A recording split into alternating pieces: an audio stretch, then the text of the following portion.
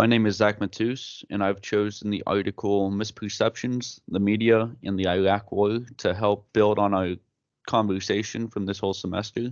I'll be looking at conflict specifically in the Iraq War, and I'll be focusing on the levels of conflict and conflict transformation.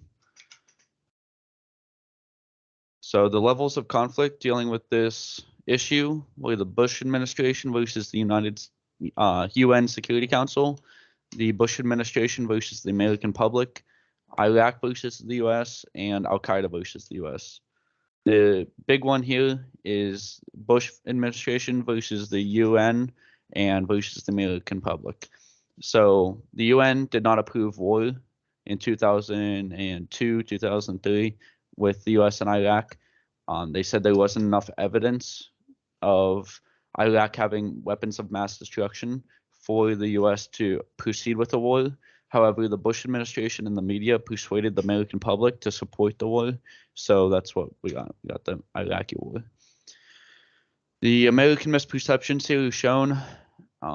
There was only 40% of Americans that didn't have a misperception, while 60% had one or more, with some having 3 misperceptions.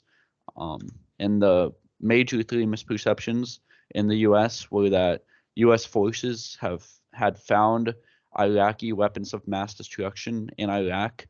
Saddam Hussein was working closely with Al-Qaeda, and another misperception was that world opinion favored the US going to war with Iraq.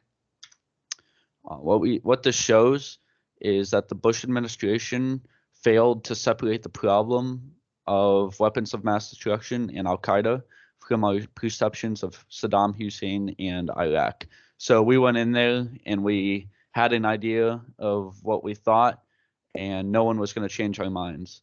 The Bush administration failed to see the UN Security Council's advice and to listen to it. So this caused more fear and anger than necessary in the US population, and this led to the Iraq War.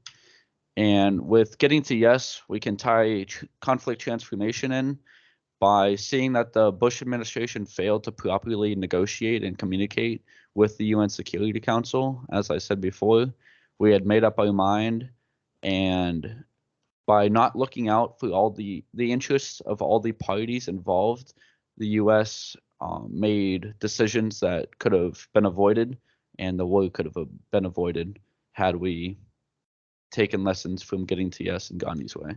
So in conclusion, misperceptions about Iraq, Al-Qaeda, and the world's perceptions led to the Bush administration starting the Iraq War. These misperceptions didn't just start out of nowhere in the American public. They started in the media, and especially with the leadership in the Bush administration. So lessons from Gandhi's way and getting to yes show how this war could have been avoided altogether, but it also shows how much sway the leadership of a country has on its citizens. Thank you.